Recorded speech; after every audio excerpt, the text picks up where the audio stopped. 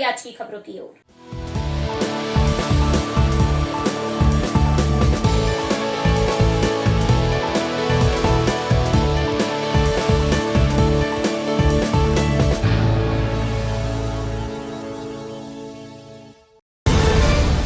उत्तर प्रदेश सरकार द्वारा 25 करोड़ पेड़ लगाए जाने के अभियान के तहत इटावा पहुंचे जिले के प्रभारी कृषि मंत्री सूर्य प्रताप शाही ने बड़पुरा में वृक्षारोपण किया। इटावा प्रभारी मंत्री ने वनों के महत्व को बताया और इसी के साथ कानपुर की घटना पर कहा कि अपराधियों को किसी भी कीमत पर बख्शा नहीं जाएगा। वन विभाग और society for nature and conservation के सहयोग से वन महोत्सव कार्यक्रम के तहत वृक्षारोपण किया गया। कार्यक्रम के दौरान जिलाधिकारी JB Singh, CDO Raja Ganapati R, SSP Akash Tomar, SP city Ramesh Singh, उप जिलाधिकारी सदर Siddharth, CO city Vaibhav Pandey, DFO Rajesh Verma, deputy DFO Sanjay Singh ने वृक्षारोपण किया। कार्यक्रम को सफल बनाने में वन रेंजर पीपी सिंह, विवेकानंद दुबे, वन दरोगा तवीश अहमद की प्रमुख भूमिका रही। वृक्षारोपण सफलतम किया जाए। देखिए, प्रदेश में 25 करोड़ वृक्ष लगाए जाने का यह हम लोगों ने एक लक्ष्य निर्धारित किया है और उसके अनुरूप एक रणनीति बना करके सभी जनपदों के भीतर और सभी विभागों को एक लक्ष्य हम लोगों ने दिए हैं और आज बृहद पैमाने पर पूरे प्रदेश में वृक्ष लगाया जा रहा है। मुख्यमंत्री योगी आदित्यनाथ जी ने लखनऊ में उसकी शुरुआत किया है। प्रभारी मंत्री के नाते मैं इटावा जनपद के भीतर हूँ और यहाँ पर भी बड़े पैमाने पर वृक्ष लगाए जा रहे हैं और हम लोग कोशिश कर रहे हैं कि एक दिन के भीतर जो है 25 करोड़ वृक्ष लगाएं। वैसे ये अभियान 7 जुलाई तक चलने वाला है और उसके लिए सभी विभागों को एक लक्ष्य हम लोगों ने दिया हुआ है। उसकी पूरी रणनीति हर जिलेवार बन चुकी है और वो सारे वृक्ष के पौधे नर्सरी से लेकर के उन तक पहुँचा दिए गए हैं। राज्य के भीतर हम लोगों ने ये भी तय किया हुआ है कि कृषि विभाग जो है पीएम किसान सम्मान निधि योजना के भीतर 2 करोड़ 14 लाख किसानों को हम पीएम किसान सम्मान निधि से 2-2 हज़ार रुपये हर 4 माह पर भेज रहे हैं। तो उन किसानों को भी 5-5 वृक्ष सुलभ करा करके और ये प्रयास किया जा रहा है कि उनके द्वारा फलदार वृक्ष लगाए जाएं जिससे कि उनकी आमदनी भी बढ़े और साथ साथ में पोषाहार भी ग्रामीण क्षेत्र के भीतर मिल सके। जिस प्रकार से पहले भी पौधे लगाए जाते रहे हैं, उनकी सुरक्षा के लिए क्या इस बार कोई अब यहाँ सामने वृक्ष लगाए गए हैं, आप देख रहे हैं वृक्ष अभी भी हैं और जीवित हैं। तो कोशिश ये की गई है कि उनको बचाए जाने की कोशिश किया जाए। जो अखिलेश यादव जी ने कहा है कि वो वृक्ष नहीं दिखाई दे रहे हैं, उनको खुद आकर के अपने इटावा जनपद में ही देखना चाहिए कि जो वृक्ष यमुना के किनारे लगाए गए हैं योगी सरकार में वो जीवित हैं और अच्छे तरीके से वो आगे की ओर बढ़ रहे हैं और इन वृक्षों की पूरी सुरक्षा की व्यवस्था की जा रही है। मंत्री जी, कानपुर में जिस तरीके से पुलिस कर्मियों की जो हत्या कर दी गई, उस पर अब क्या सरकार की रणनीति बनी हुई है? विकास दुबे का पूरा घर ध्वस्त कर दिया गया, सरकार लेकिन ने जो कठोरतापूर्वक कार्रवाई करने का निर्णय लिया है उसको आपने अपनी आंखों से देखा हुआ है और ऐसे लोगों को किसी भी सूरत में बख्शा नहीं जाएगा। उनके खिलाफ कठोर कार्रवाई की जाएगी जो कानून को हाथ में लेना चाहते हैं। समाजवादी पार्टी के लोग आरोप लगा रहे हैं कि भारतीय जनता पार्टी से भी संबंध रखता था वो आरोपी। इटावा से राजेश प्रजापति की रिपोर्ट। खनिज मिट्टी डस्ट का अवैध परिवहन करते हुए 4 वाहनों पर की गई कार्रवाई। मंडला थाना टिकरिया नारायणगंज तहसीलदार महोदय निशा मैडम जी, तहसीलदार देवी प्रसाद चक्रवर्ती जी द्वारा खनिज मिट्टी डस्ट का अवैध परिवहन करते हुए पाए जाने पर माननीय कलेक्टर महोदय के निर्देशानुसार टिकरिया नारायणगंज में 4 गाड़ियों को जब्त कर लिया गया है और उनके चालन को भी जब्त कर लिया गया है जो अवैध रूप से गिट्टी डस्ट बिना परमिशन ले जा रही थी, जिसमें तहसीलदार महोदय ने उनके ऊपर चालानी कार्रवाई की है। नारायणगंज मंडला से राजेश सिंगरौली की रिपोर्ट। मेघपुरा राजद के स्थापना दिवस के मौके पर नेता प्रतिपक्ष तेजस्वी यादव ने आह्वान पर देश में पेट्रोल डीजल के दामों पर बेतहाशा वृद्धि के खिलाफ राजद कार्यकर्ताओं के साथ लगभग 700 से 800 लोगों की संख्या में साइकिल मार्च निकालकर बढ़ी हुई कीमतों को वापस लिए जाने की मांग की है। साइकिल मार्च प्रदेश में युवा राजद अध्यक्ष मनोज कुमार यादव व प्रदेश महासचिव देवकिशोर यादव के संयुक्त अध्यक्षता में निकाली गई, जो मुरलीगंज दुर्गा स्थान परिसर से प्रारंभ होकर गौशाला चौक, काशीपुर मस्जिद चौक, गोल बाजार, हाटिया होते हुए मिडिल चौक होकर पुनः दुर्गा स्थान परिसर में पहुंचकर सभा में बदल गई। इस सभा की अध्यक्षता मोहम्मद मूसो प्रखंड अध्यक्ष के द्वारा की गई। सभा में मुख्य अतिथि के रूप में प्रोफेसर चंद्रशेखर, भूतपूर्व आपदा मंत्री, बिहार सरकार राजद उपस्थित होकर उन्होंने कहा कि सरकार आज हर मोर्चे पर फेल है। उन्होंने आरोप लगाया कि सरकार की गलत नीतियों के कारण देश गर्त में जा रहा है, महंगाई चरम सीमा पर पहुंच गई है। वहीं प्रदेश महासचिव मनोज यादव ने पेट्रोल डीजल की बढ़ती कीमतों पर रोष प्रकट करते हुए सरकार से मूल वृद्धि वापस लेने की मांग की है। उन्होंने कहा कि तेल की बढ़ती कीमतों से आम लोगों की जरूरत की चीजें महंगी हो गई हैं। सरकार को देश की आर्थिक स्थिति के बारे में सही जानकारी नहीं है, इसीलिए पेट्रोल एवं डीजल की कीमत लगातार बढ़ाई जा रही है।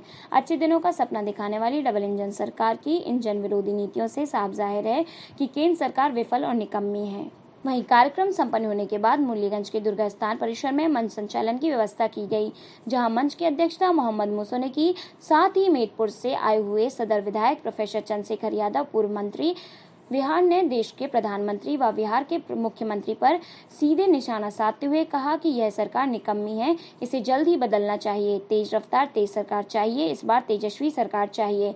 बिहार को बचाना है, तेजस्वी को लाना है। केंद्र सरकार के खिलाफ काफी आक्रोश प्रकट करते हुए कार्यक्रम के मौके पर मौजूद अनीता देवी, अध्यक्ष जिला युवा राजद, प्रखंड अध्यक्ष मनीष कुमार यादव, मोहम्मद मूसो, प्रखंड अध्यक्ष उमेश कुमार यादव, प्रधान महासचिव राजद नगर अध्यक्ष रणवीर कुमार आदि कार्यकर्ता मौजूद थे।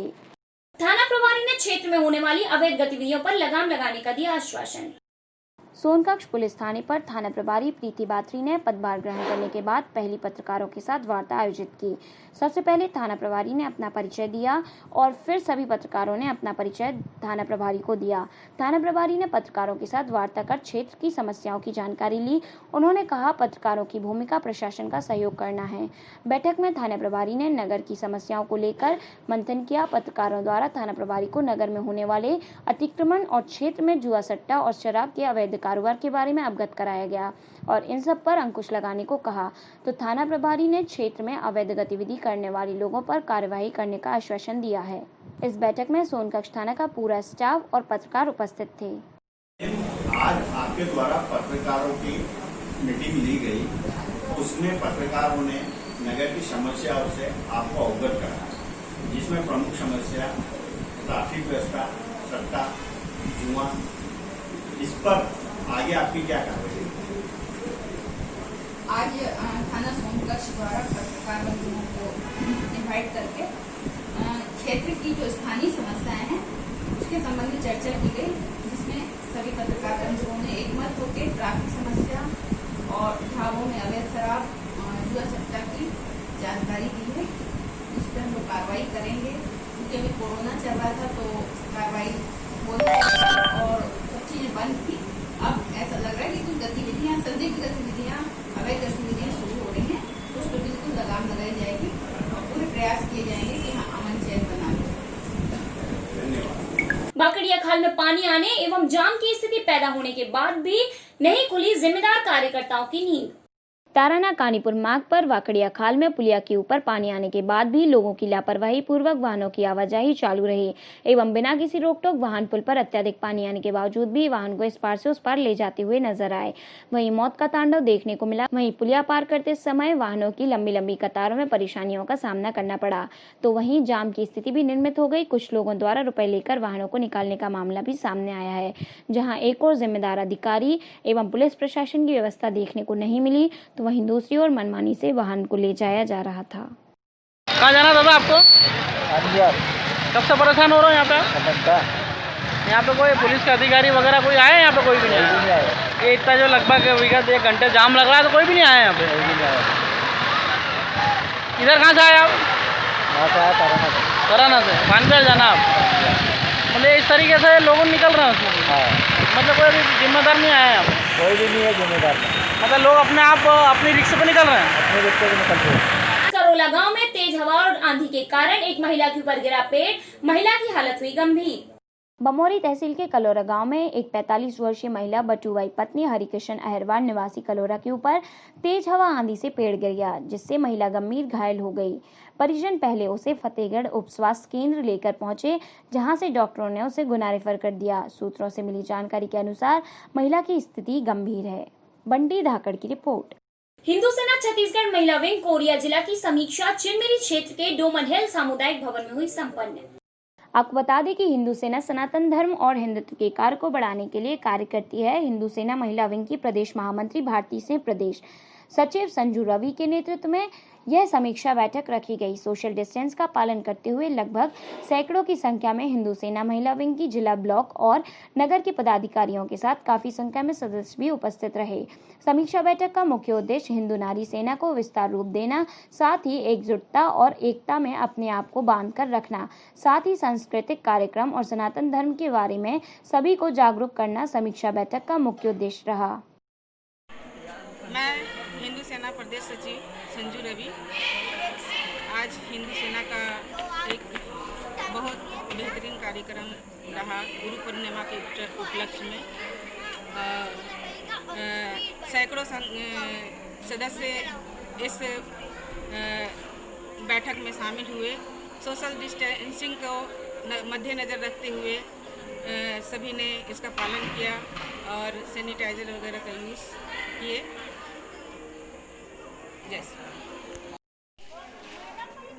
मैं भारती सिंह, हिंदू सेना प्रदेश महामंत्री। आज का जो कार्यक्रम था हमारा समीक्षा बैठक था और महीने में मतलब 2 बार हमारी समीक्षा बैठक होती है। और आज समीक्षा बैठक में बहुत सारी जानकारियाँ दी गई हैं महिलाओं को कि महिलाएं ज़्यादा जुड़ें और समय निकाल करके और भी महिलाओं को जोड़ें, अपनी हिंदू धर्म की रक्षा करें। और महिलाओं के मनोरंजन के लिए डांस का भी कार्यक्रम रखा गया था और भोग का भी कार्यक्रम रखा गया था और बहुत मज़ा आया आज के कार्यक्रम में। और जय श्री राम। अविनाश चंद्र की रिपोर्ट। एंकर 8 मेघपुरा की सड़क पर ट्रक की चपेट में आने के कारण एक नवविवाहित महिला की हुई मौत। मुरलीगंज के झील चौक के समीप रविवार को दोपहर मोटरसाइकिल पर सवार नवविवाहित दंपति ट्रक की चपेट में आ गए। आनन फानन में घायल महिला को पति ने पीएचसी लाया, जहां डॉक्टर राजेश कुमार ने महिला को मृत घोषित कर दिया। बताया गया है कि मृतक रंजना कुमारी की शादी पिछले महीने 24 जून को जानकी नगर थाना क्षेत्र के मधुबन वार्ड 3 निवासी गजेंद्र शाह के साथ हुई थी। रविवार की दोपहर कुमारखंड के लक्ष्मीपुर स्थित अपने मायके से पति के साथ ससुराल जानकी नगर जा रही थी। इस दौरान मुरलीगंज झील चौक के पास जर्जर व जानलेवा सड़क के कारण बाइक के अनियंत्रित होने के कारण ट्रक के चपेट में आ गई, जिसमें बाइक सवार महिला रंजन कुमारी की मौत हो गई। वहीं इस सड़क दुर्घटना में महिला के पति के जख्मी होने की बात कही गई है। बहरहाल पुलिस ने इस मामले में ट्रक समेत ट्रक ड्राइवर को हिरासत में ले लिया है। वहीं शिव की शिनाख्त कर पोस्टमार्टम के लिए भेज दिया है। उधर घटना की सूचना से परिजनों का रो कर बुरा हाल है। मृतक के मायके और ससुराल में मातमी का माहौल उत्पन्न हो गया है। क्या नाम हुआ आपका? घर, थाना, जिला, कहाँ से आ रहे थे? लक्ष्मीपुर से आ रहे थे। लक्ष्मीपुर से कहाँ जा रहे थे? जानकी नगर जा रहे थे, अपना घर। अपने घर आप जा रहे थे? कहाँ पे एक्सीडेंट हुआ? सर ये रोड है, मेन रोड वहीं पे। कौन चीज़ से हुआ? 10 से क्या ट्रक से? आप कौन चीज़ से थे? नाली चौक होने के कारण और गांव की गलियों में नाली ना होने के कारण पहली बारिश में गांव की गलियों में भरा पानी। वीओ 10 ग्राम लीलेर का पूरा 2 ग्राम पंचायतों में आता है। एक कैलरस ग्रामीण सरपंच रामलखन धाकड़ एवं ग्राम पंचायत गस्तौली सरपंच रघुवीर धाकड़ के मजरा लीलेर में नाली चौक होने के कारण कुछ गलियों में नाली ना होने के कारण पानी का भराव पहली बारिश में हो गया है, जिससे गांव में संक्रमण बीमारी फैलने की संभावना है। गांव के लोगों ने जाकर सरपंच से 2-3 बार शिकायत की तो सरपंच ने इस ओर कोई ध्यान नहीं दिया है। गाँव के लोग पानी भरने जाते हैं और इसके कारण उन्हें बहुत समस्याओं का सामना पड़ता है, क्योंकि उन्हें कीचड़ से होकर जाना पड़ता है।